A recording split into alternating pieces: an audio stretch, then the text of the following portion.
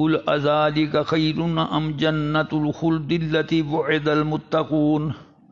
کانت لهم جزاء ومصیرا لهم فیہا ما یشاءون خالدین کان علی ربک وعدا مسئولا وَيَوْمَ يَحْشُرُهُمْ وَمَا يَعْبُدُونَ مِن دُونِ اللَّهِ فَيَقُولُ أَأَنْتُمْ أَضْلَلْتُمْ عِبَادِي هَؤُلَاءِ أَمْ هُمْ ضَلُّوا السَّبِيلَ قَالُوا سُبْحَانَكَ مَا كَانَ يَنبَغِي لَنَا أَن نَّتَّخِذَ مِن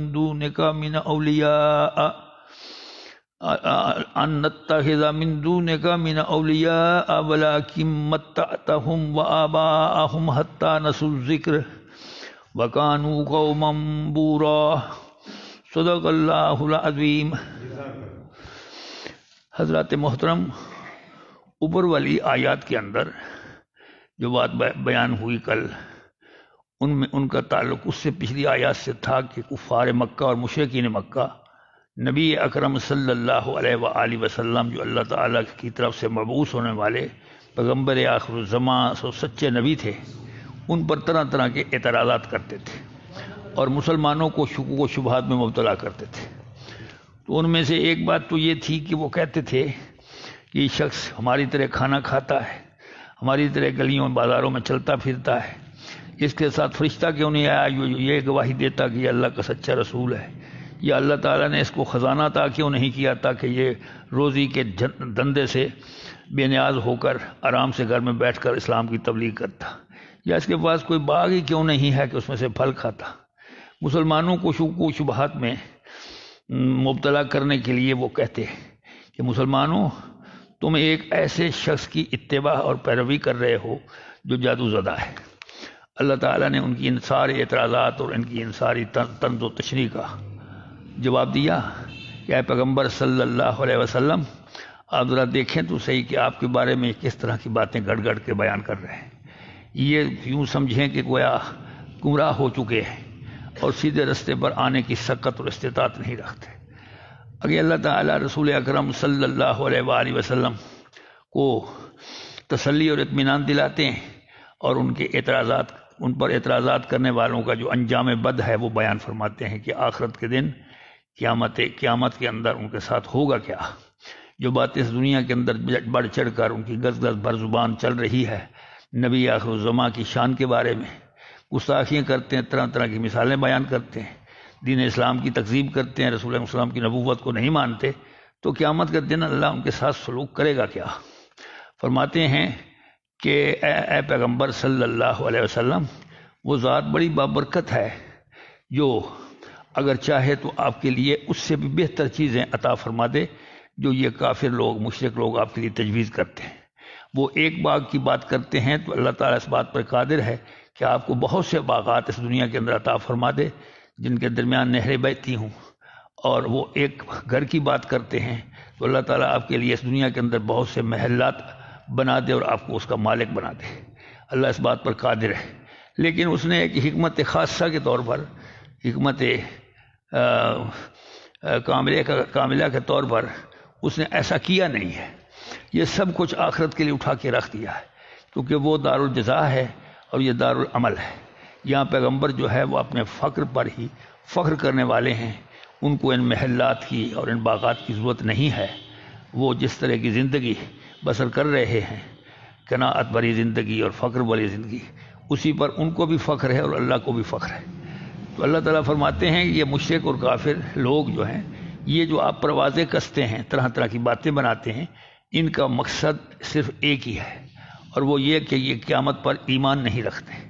قیامت کی تکذیب کرتے ہیں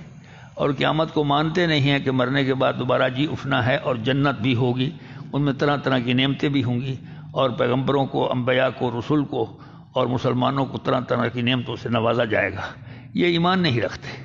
پھر فرماتے ہیں کہ ہم نے ان کفار اور مشرکین کے لیے جو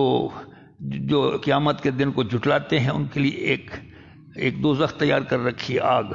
جو بھڑکتی ہوئی ہے، شعلہ زن ہے، وہ ان کی مقدر ہوگی، اس کے اندر یہ جھونک دیے جائیں گے۔ اور وہ آگ ایسی زبردست ہے جہنم کی کہ جب وہ ان کو آتے ہوئے دور سے دیکھے گی، فرشتے ان کو تکیے دیتے ہوئے جہنم کی طرف لے جائیں گے، اس میں ڈالنے کے لیے، جھونکنے کے لیے،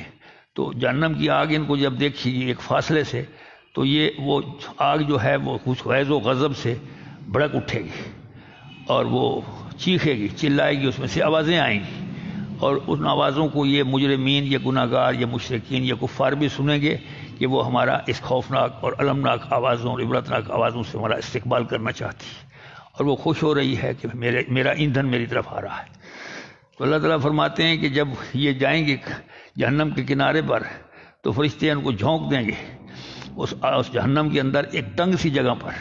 اور ایسے نہیں ڈالیں گے بلکہ ان کے ہاتھ پاؤں جکڑ کر زنجیروں کے اندر ایک تنگ سی جگہ پر ان کو پھینک دیا جائے گا، اتنی تنگ ہوگی وہاں سے ہل بھی نہیں سکیں گے، اور وہاں یہ دوزخ کی حدت اور آگ کی شدت سے اور گرمی کی انتہا کی وجہ سے اور مکان کی تنگی کی وجہ سے اور طرح طرح کے عذاب سے میں مبتلا ہو کر یہ چلا اٹھیں گے اور بلائیں گے، موت کو آوازیں دیں گے، اے موت تو آگے کہاں مر گئی، ہمیں آ کر نجات دے۔ دنیا پر قیاس کریں گے، دنیا میں موت آ کر انسان کو مصائب و آلام سے نجات دلاتی ہے، وہاں بھی شاید یہی وہ تصور رکھیں گے، لیکن انہیں کہا جائے گا تم آج کے دن ایک موت کو پکارتے ہو، ایک موت سے کام نہیں چلے گا، تم بہت سی موتوں کو پکارو،